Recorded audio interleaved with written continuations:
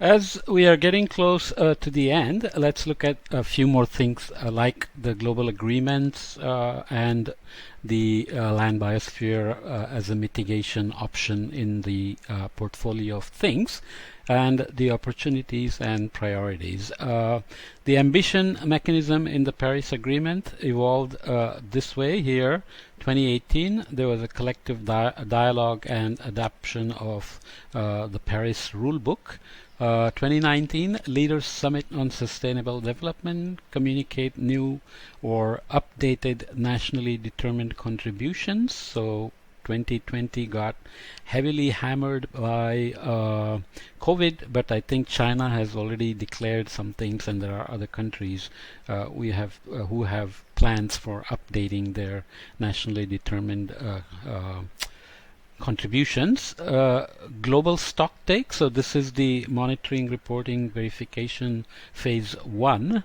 Communicate new or updated NDCs, and then another stock take here, again update or new NDCs, and then hope to hit net zero emissions and climate resilience by 2050. Well, that would be fantastic, right? For people who are young at this time, that's not too far off at all. I won't be around, but for all those who will be, this is very critical. As an example, the targets for Paris Agreement, India emission intensity of GDP is going to be reduced by 33 to 35% of the 2005 level by 2030.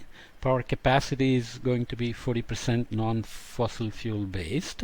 So this is the relative commitment. It's not an absolute, it's a conditional commitment, not an unconditional commitment, which was started by China.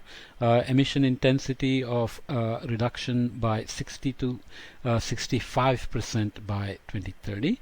I think China has now announced zero carbon timeline as well by 2040, if I'm not mistaken, but you can look it up. Peak emissions around 2030. Peak emissions around 2030. That's not necessarily carbon neutral, and then they will begin to decrease. Still good voluntary commitment. Non-fossil fuel to be 20% of the primary energy consumption by 2030. Okay. U.S. Opted out of Paris Agreement, but hopefully Joe Biden is going to bring it back very soon. So let's not bother with this right now. Biden hopefully will expand the NDCs from US and bring back participation. EU absolute emissions of 40% below 1990 levels by 2030. So this is a unconditional commitment, not as a percentage of GDP. So the mitigation potential itself has wide-ranging estimates. Here are the integrated response options in increased food productivity, improved cropland management, grazing land management, agroforestry, and so on. And here are the potentials, and there are the confidences. Okay, so this is what we are trying to do. It's a good thing to estimate the potential, but what are the real-world constraints on them? So some confidences are low in terms of, let's say, increased food productivity. None of them is high confidence. Okay, so agroforestry, the potential again has medium confidence. For a country like India, which is facing extreme rain events along with droughts, agroforestry seems like a savior. Giving reduced water loss, increased soil moisture persistence, drought resilience, non-rainy season income, increased carbon sequestration, etc. And yet large-scale implementation is not so obvious. Many details, like very small land holdings, like 1 or 2 acres, where farmers might hesitate to put trees in the middle, and one has to be sure what kind of trees, others factors like what would be the future of those trees with warming and rainfall changes, etc. So it's not straightforward. Plus, mental model of the farmers is not always obvious. Why do farmers live such a risky life, but then making change is not so easy for them as well? Okay, those are things to consider. In terms of land use, land change, and forestry in mitigation, we will see that in IPCC AR5, agriculture is listed as AFOLU, agriculture, forestry, and other land use, where this is also referred to as LOFU, land use, I think FOLU, forestry and other land use. Agriculture is not included. So in these approach, processes contributing to climate mitigation include conservation, sustainable biomass production, and replacing fossil fuel energy sources. And then processes contributing to greenhouse gas emissions include food processing, food production parts, which are usually emitters, and bioeconomy impacts, which are seen here as contributing to GHG emissions as well. So it's a matter of how do you mitigate by balancing these. We just saw this, that overall net land use change is a positive contributor, whereas there is a land sink. So you can look at that in details in terms of agriculture, forestry, and other land use, policies and drivers here which have positive and negative effects, goods and benefits which have positive and negative effects as well. So you have regulating services like climate regulation, hazard regulation, natural defenses, supporting services like primary production, decomposition, soil formation, nutrient cycling, etc. Cultural services, of course, as I said, hard to put values on this, which is always an issue in terms of recreation, tourism, spiritual and religious. Oftentimes let's say national parks have an entrance fee, and the value is estimated as how much a person would pay to go and visit a particular national park. Not just the fee, but how much would you actually spend to go and visit. That's a kind of a cultural value of that service. And provisioning services like food, fiber, water, energy, and biodiversity. As an example, look at this IPCC report on the average annual greenhouse gas emissions in gigaton CO2 equivalent per year for different decades.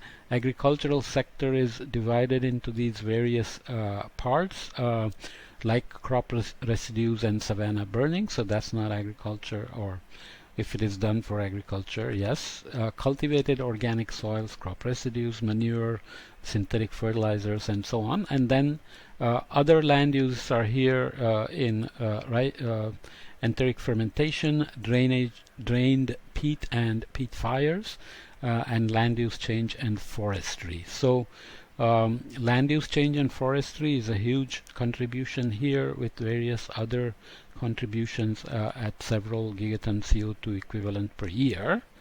And you can also look at it in terms of regional contributions over the same period, from Asia, indirect emissions, Asia's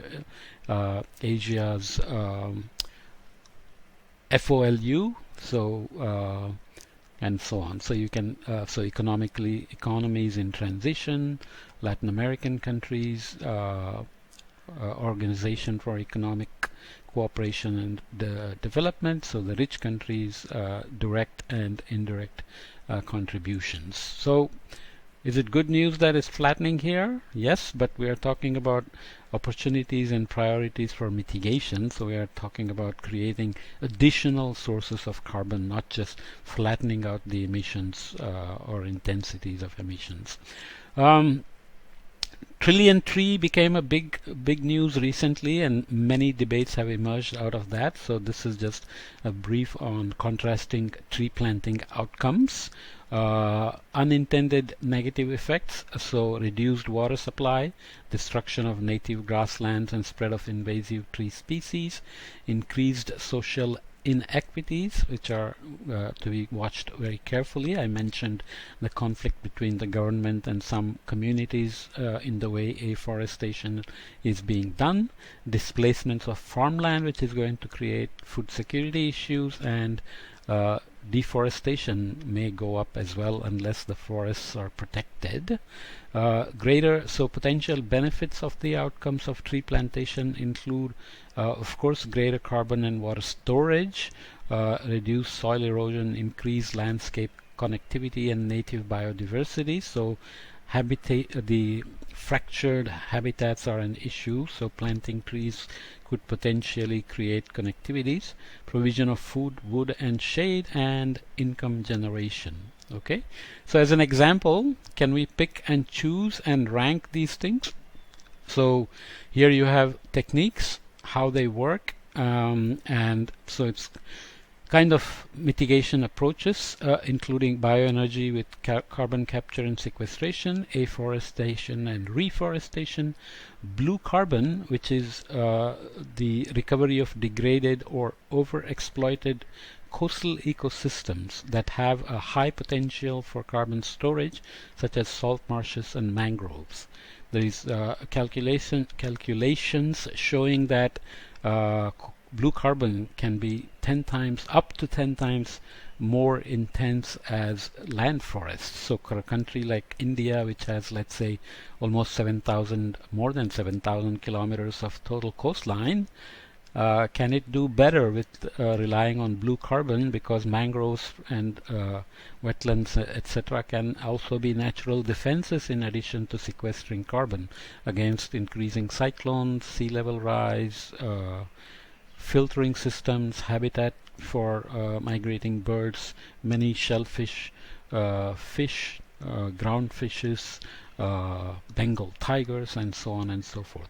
And of course biochar that we talked about. So there are other options, enhancing ocean productivity, etc., that I'm not going to touch on. But even enhanced weathering involves land. So this is also part of the land mitigation, even though it's under enhanced weathering, where weathering is basically CO2 plus H2O creating carbonic acid and washing away minerals and so on from the rocks and sequestering carbon in the ocean. If you ground up rocks and spread it around, can you accelerate the rates? Because the weathering rates are very slow, they are geologic time scale processes. Can you accelerate and sequester more carbon? Lots of issues as well about energy involved in grounding up, transporting, where to put it, etc., and the unintended consequences. The others, building with biomass, this is substitution. So we looked at conservation,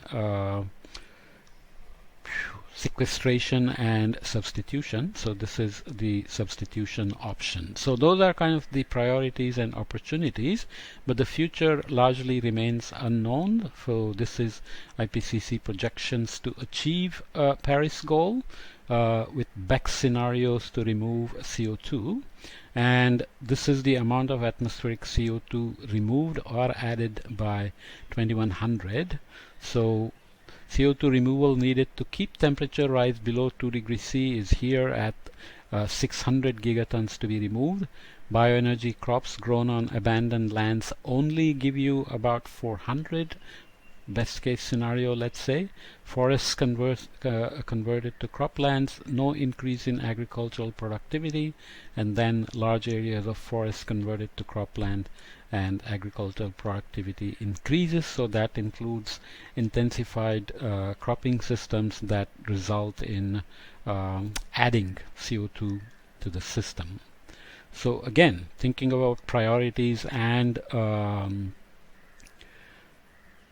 opportunities, these are the issues one has to worry about. Always the balance, always the life cycle type of approach, always the Earth system approach with biophysical feedbacks and biogeochemical feedbacks, which we haven't talked about much in this chapter. We are much more focused on mitigation pathways, but obviously we also have to always track the feedbacks which can amplify warming or rainfall distribution, soil erosion, etc.